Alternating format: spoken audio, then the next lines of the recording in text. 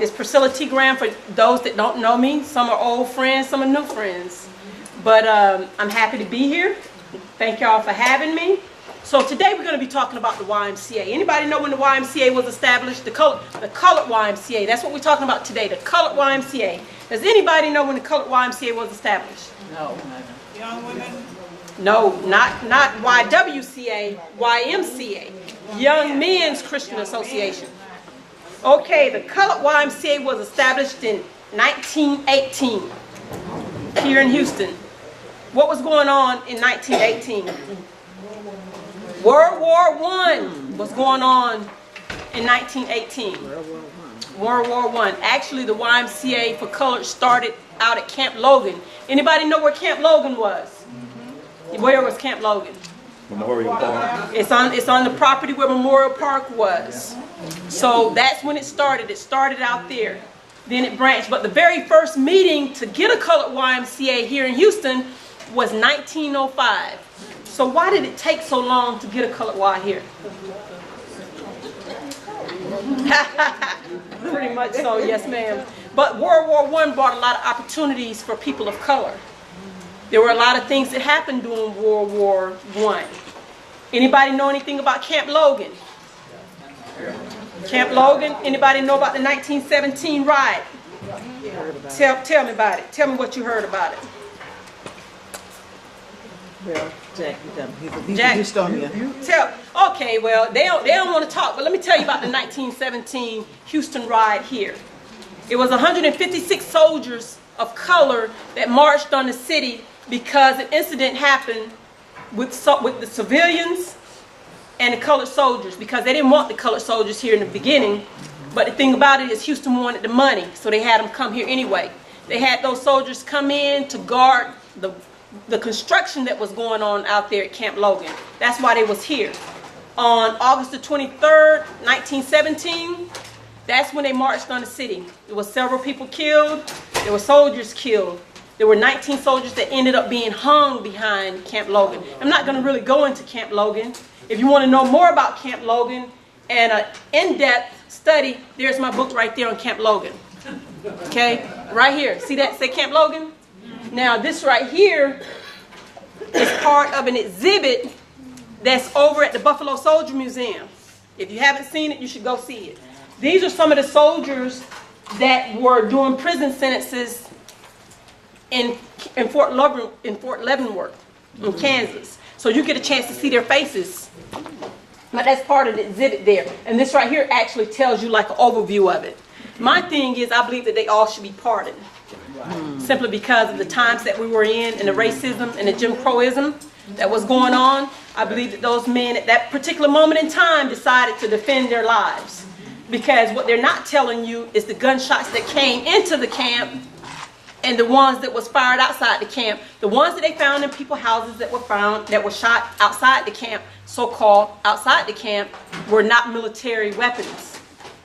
That means that those soldiers were not the ones that shot those houses up. And the ones that were shot in was also not from military weapons. It was from civilian. They're not going to tell you that because the media will tell you the story that they want you to know. They're not going to tell you the truth. So we're always the ones that are at fault. It's always our fault. But those men deserve honor, and they deserve to have their honor restored. So I've written 3 letters to the president. I asked for a pardon for him, not for 13, not for 5, but for all 114 of them. Okay? Because you had one soldier that was withdrawn because he was insane. They said he was insane. Then you had the rest of them that actually, it was 110 that actually got sentenced. They were sentenced, 19 of them was hung. Their bodies are in San Antonio. In San Antonio, 17 bodies are still there. 2 bodies were released to families.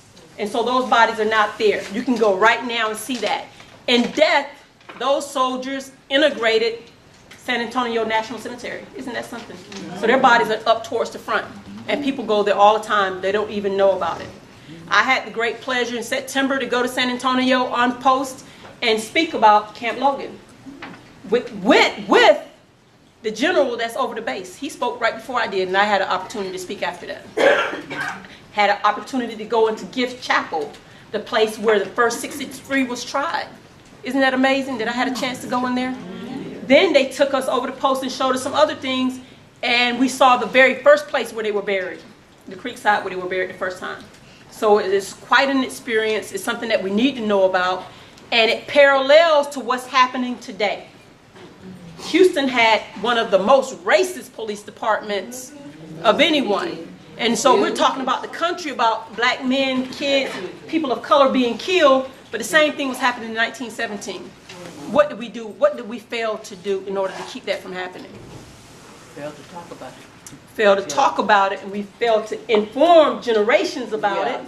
And one of the things as far as people of color is that things were set up for us not to create generational wealth.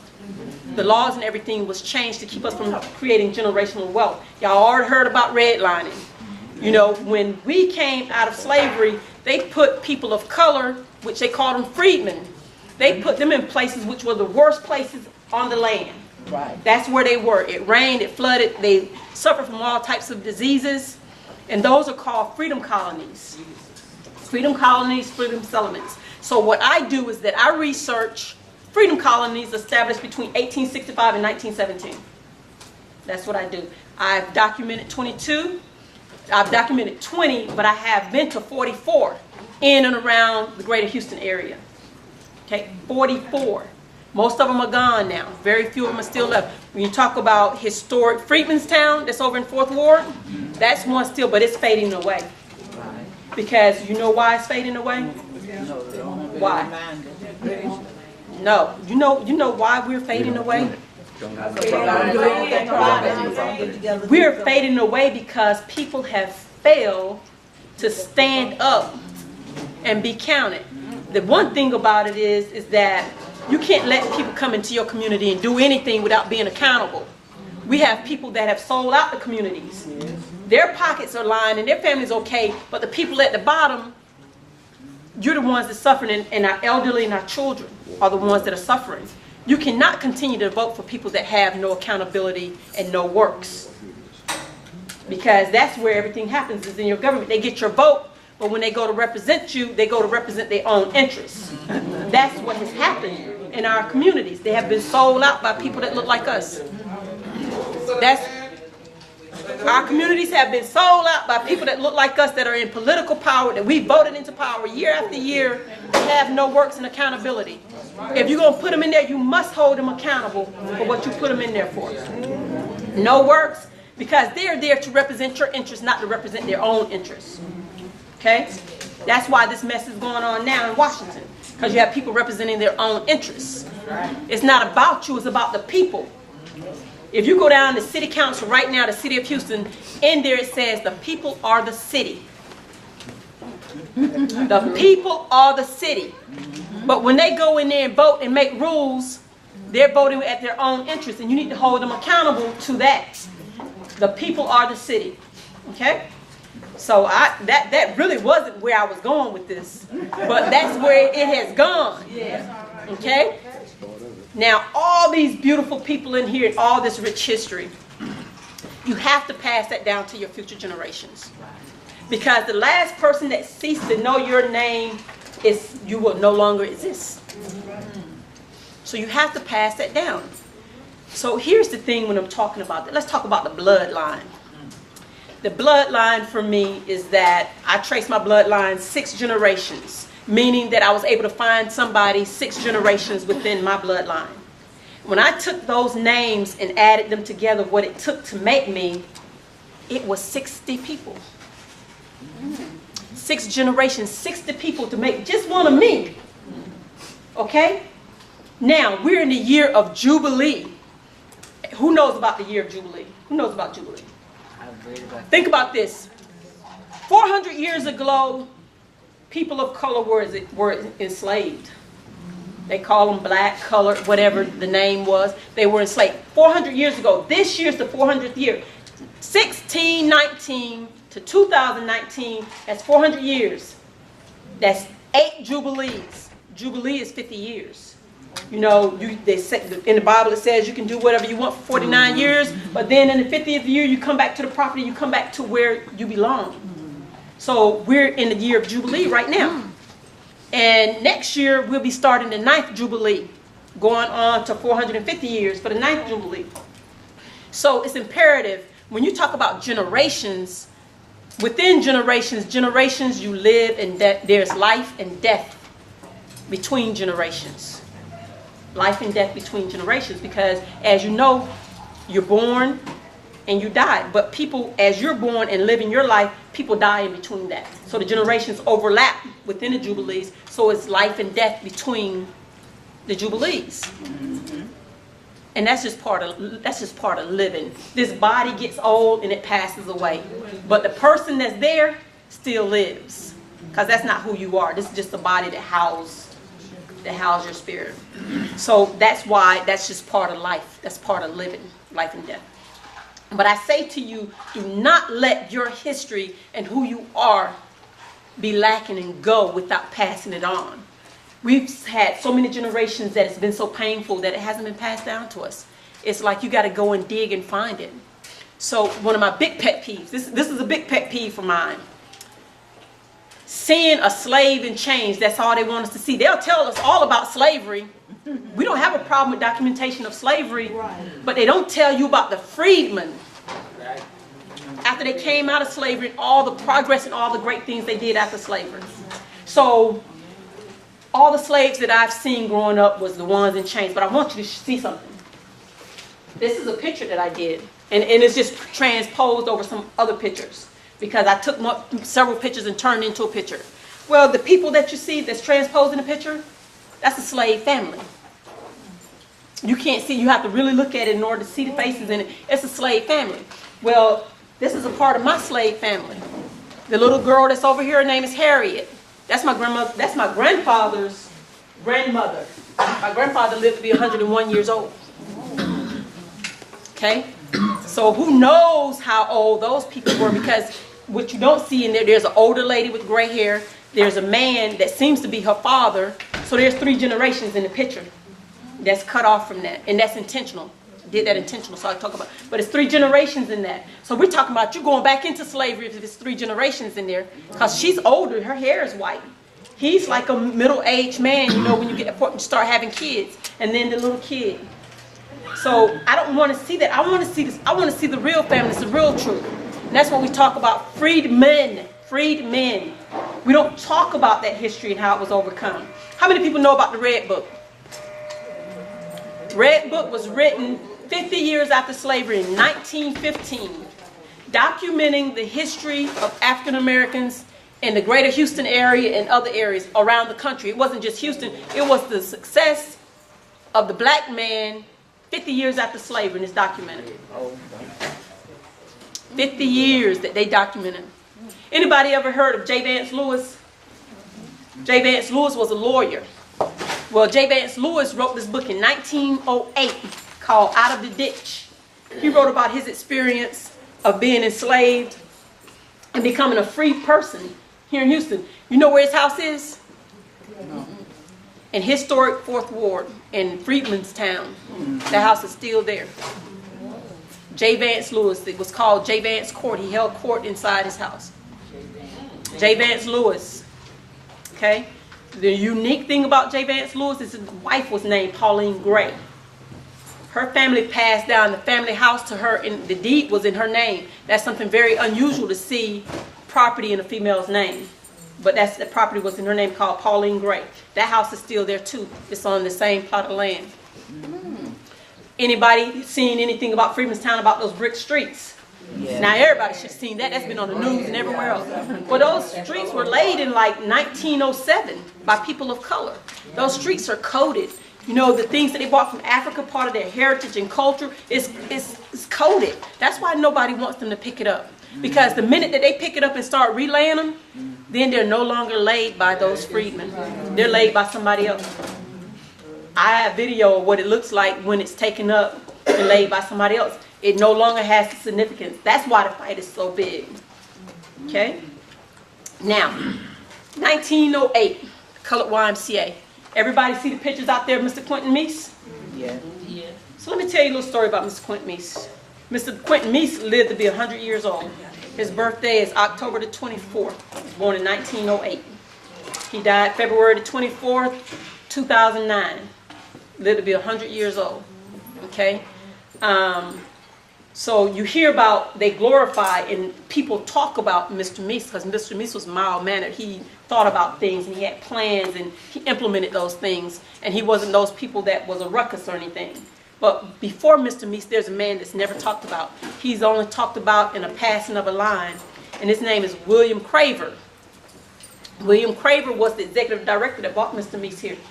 Mr. William Craver used to work for the YMCA, the colored YMCA department. It's like the YMCA of USA, but they had a colored department.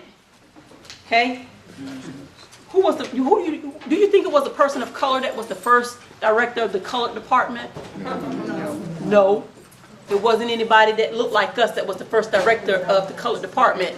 It was two white men that was the prior directors of the colored department before they hired a black man. Okay? So Mr. Craver worked for the colored department. He also was a secretary during World War I, a YMCA secretary. And so he was a brilliant man. He's a genius. And they brought him here in 1931 in order to transition the Y, because the Y had made a decision some years ago to become independent. After becoming independent, they convinced them to say, hey, you know what, come back to the YMCA of Houston, come back to the big Y. And he was here for that transition.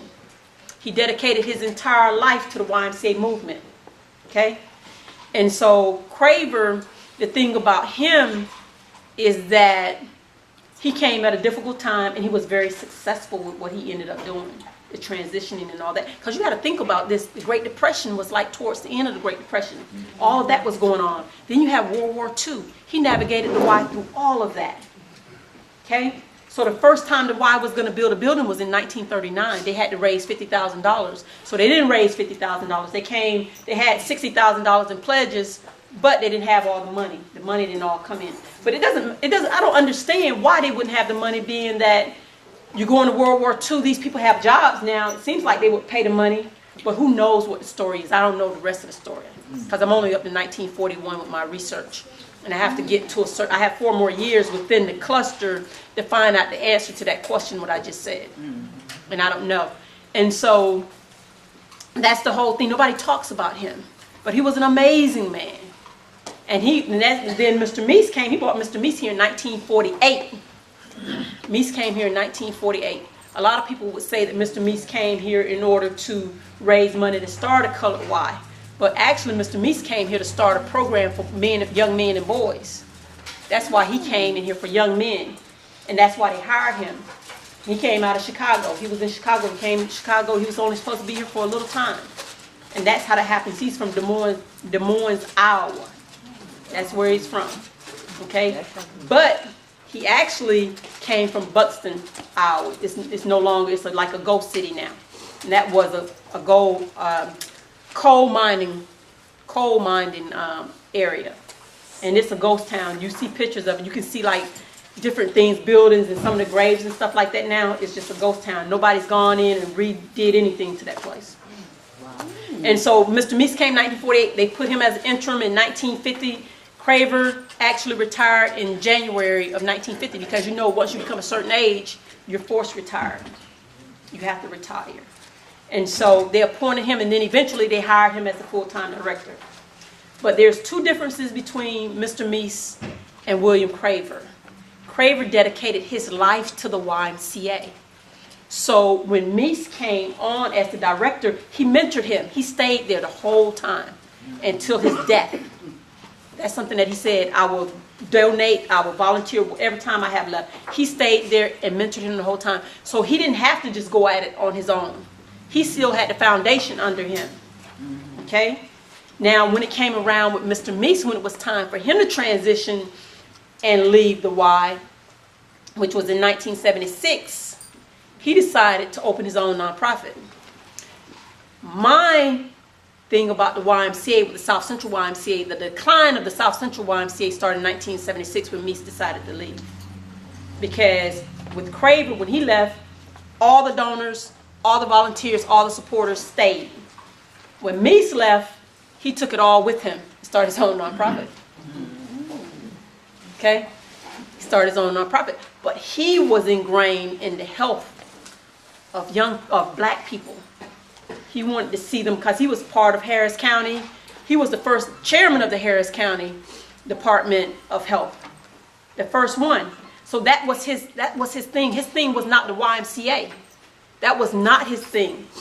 His legacy was in the hospital, with hospitals and building hospitals and getting health for people of color. That's what his thing was. So it's a big difference. Okay? So that's when the decline of that Y happened. And then now you're part of the larger organization, and you have been for years, because when you become part of the big body, they dictate what happens at your facility because you're a branch of that facility. So with Craver, even with that, you start seeing the transition and the dictation of what we're going to do. But they still had a lot of control because you still had a lot of powerful men of color that was in leadership positions. Okay? So it's different.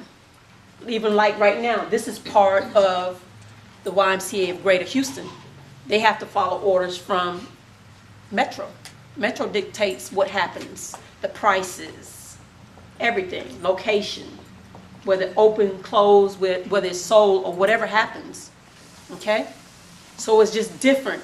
That is my conclusion that I come to, is that when Meese left, the YMCA died because everything went with him.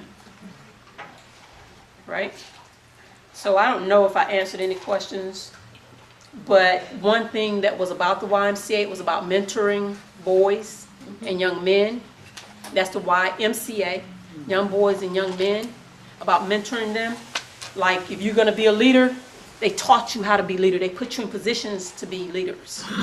That's how it was. And they were there for the men. They were there for the boys, father-son dances, all these things for the men to teach them. What ended up happening? As time changes, what did they do? Get rid of those programs.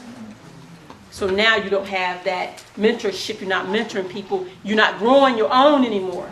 And the bottoms begin to fall out. Okay? It's true.